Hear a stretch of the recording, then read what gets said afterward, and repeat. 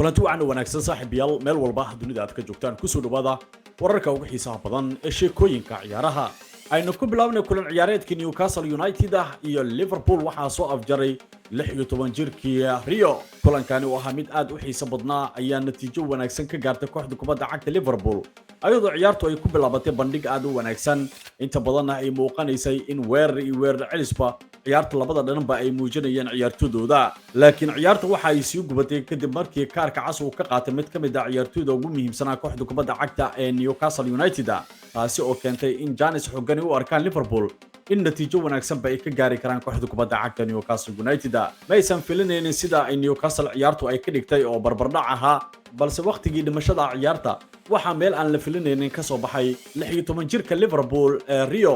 kaasi ugu dambeyntii mugdi geliyay hamigii kooxda kubadda cagta ee Newcastle United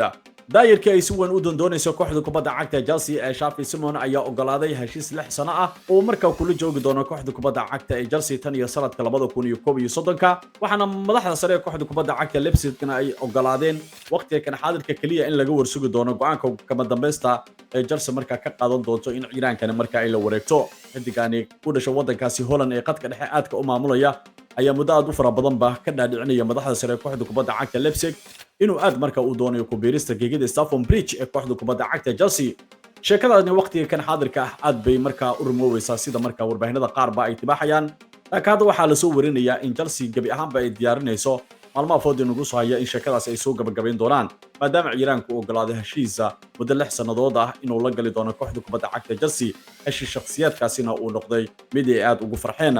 laakiin waxay ku xiran tahay in Chelsea markaa soo xirigeliso ciiraankan Xavi Simons waa in ay markaa garoonka ka diraan ciyaartooy markaa uu ka mid yahay Nicholas Jackson oo ay markaa suurtagal tahay inuu si amaah ugu dhaqaaqi doono kooxda kubadda cagta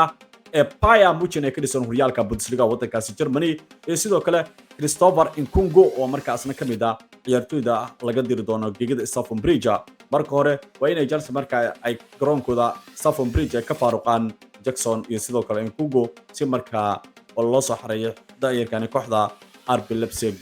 ee Xavi Simons xidiga qadka dhexe kooxda kubadda cagta Manchester United ee Kobe Mino ayaana gabi ahaanba la filayaa in uu isaga dhaqaaqi doono geegida kooxda kubadda cagta Manchester United ee Old Trafford arrintan ayaa waxa ay ku soo aadaysaa kadib markii uu gaabsi xooggan uu galay heshiis kordhintii waqtiga dheer ee kooxda kubadda cagta Manchester ay ka doonaysay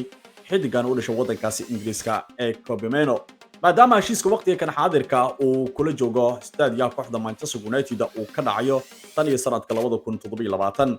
waxaana maalmihii ugu dambeeyay labaday ololo markaa ku aadaneed in ciiraankani la doonayo in heshiis waqti dheer ah uu u diiwaan geliyo garoonka Old Trafford ee kooxda Manchester United laakiin Manchester arintaasi gababsiga xooggan waxa gelinaya in ciiraankani markaa uu dalbanayo heshiis markaa uu doonayo toddobaadkii in Manchester mushahar ahaan uu kaga qaato 180,000 oo lacagta banka ah taasi oo waqtiga kan xaadirka aysan awoodi karin kooxda kubadda cagta Manchester United oo dhaqaale xumo xooggan markaa dhexda kaga jirta sida darteeda waxaa la leeyahay xidig waa suurtagal ka hor inta uusan xirman suuqa kaliibsiga maalmaha foodin ugu sagaya inuu isaga dhaqaaqi karo kooxda kubadda cagta Manchester United xidigani ayaana markaa loo maleynayaa waqtiga kan xaadirka in uu u dhaqaaqi karo isla kooxo ka dhisan horyaalka Premier League inkastoo sheekadiisii ku aadaneed ee xiisaha kooxda kubadda cagta Chelsea oo hoos u dhacay haddana waxaa la leeyahay waxaa la aaminsan yahay inay si gaar ahaaneedba ay u daneynayaan saxiixa ciiraankaasi Kobe Mino waxay ka mid yihiin Tottenham Hotspur Brighton Fulham iyo kooxda kubadda cagta Brentford oo dhammaantooda ay isku dayi kara suurtagalnimada in 20 jirkaasi Kobe Mino markaa ay ka soo ambabixiyaan geegida Stamford Bridge haddii markaa uu go'aansanayo qorshihiisa ku aadanaya ka hor inta uusan xirmin suuq Leipzig uu isaga dhaqaaqo Manchester United oo aan markaa gabi ahaanba awoodi karin mushaaraadka uu dalbanayo laacibkani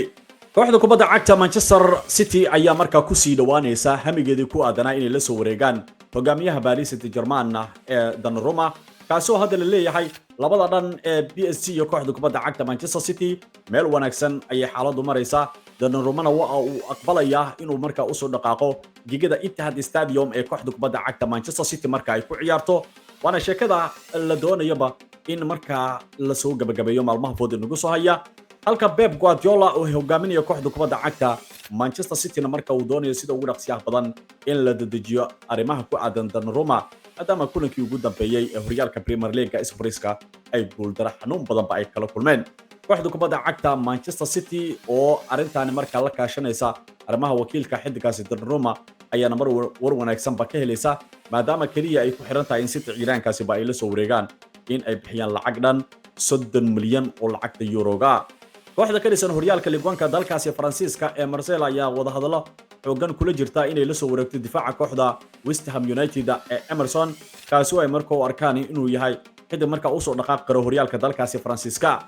xiddigani Emerson Palmer ayaana markaa la sheegaya in niyad jab xoogan waqtigan xaadirka ay ka muuqanayso maadaama uusan ku qanacsaneyn waqtigan xaadirka maamulka tababaraha kooxda kubadda cagta West Ham United. xiddigan ayaa sidoo kale aanan qayb ka ahayn kulamadii ay saaxiibtinimo ee tijaabada kooxda kubadda cagta ee West Ham ay ciyaaraysa ka hor inta uusan furmin horyaalka Premier League, laakiin wuxuu qayb ka noqday kulamadii ugu soo horeeyay ee horyaalka Premier League. sidaa darteeda difaacani ayaa loo arkaa fursad aad u wanaagsan in markaa laga dhaadhicin karo u dhaqaaqista horyaalka dalkaasi Faransiiska. inkastoo ilaa hadda aysan shaacinin kooxdani ka soo jeeda horyaalka dalka Faransiiska qiimaha ay doonayaan in ciidaankaasi ay markaa kula wareegaan ka hor inta uusan xirmin suuqa iibsiga, laakiin West Ham ayaana markaa rajeynaysa inay markaa isbeddello kala duwan ay samayso. xiddigani Emerson ayaa markaa niyad jab waxa ku keenaya la leeyahay kadibba soo iibshadii kooxda kubadda cagta West Ham ay gacanta ku soo dhigtay dhowr ciyaartoy oo ka mid yahay xiddiga Diop iyo Walker iyo ciyaartoy kale aad u fara badan oo waqtigan xaadirka ku sugan kooxda kubadda cagta West Ham United, taasi oo markaa u muuqanaysa ciidaanku inuusan boos joogta ka heli doono mustaqbalka sanadaha soo socda kooxda kubadda cagta ee West Ham United. sidaa darteeda wuxuu doonayaa meel ka baxsan kooxda kubadda cagta West Ham United. halyeeyga hore ee kooxda kubadda cagta Arsenal ee Thierry Henry ayaa gabi ahaanba markaa aaminsan in muhiimadu ay tahay in Newcastle United markaa aqbasho inay gacantooda ka bixiyaanba ama iska iibiyaan Alexander Isak. ciidaankani heerka caalami ee dalka Sweden ayaa maalmihii ugu dambeeyay aad markaa uga cagajiidayay in markaa uu ku sii sugnaan karo kooxda kubadda cagta Newcastle United asagoo uu u hanqaltaagayo ku biirista istaadiyaha Anfield ee kooxda kubadda cagta Liverpool. isku day walba ay sameeyeen madaxda sare ee kooxda kubadda cagta Newcastle Unitedna waa ay bedeli la'yihiin hadafka ku aadan ninkan u dhashay dalkaasi Sweden Alexander Isak ku biiristiisa kooxda kubadda cagta Liverpool.